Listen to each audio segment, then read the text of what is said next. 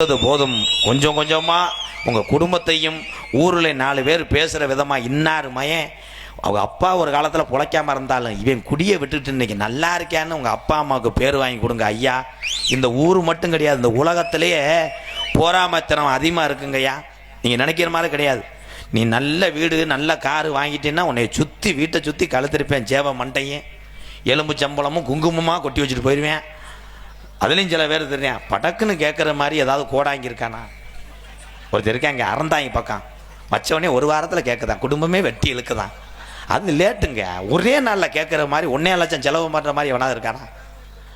அவன் வந்துட்டு பிட்டை போட்டு விட்டுருவேன், எதிர்த்த வீட்டில் தான் உனக்கு வேணான்ட்டு. இவன் டெய்லி எதிர்த்து விட்டுக்காரனே பார்ப்பேன், நீ தான் எனக்கு ஜீவன் வச்சிருக்கியா. அவன் பாவம் செய்தி வீடி காசு இல்லாமல் தெரியுவேன், ஏவி விட்டு போயிடுவேன். அதனால எல்லாரும் கோளாறாக பொழைச்சிக்கங்க. நாடகத்தை நல்லபடியாக ஆரம்பித்தாச்சு. மண்ணு ஒரு மாதிரியாக கசகசன்னு இருக்கு.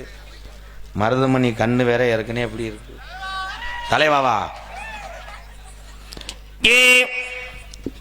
பாடுதேன்.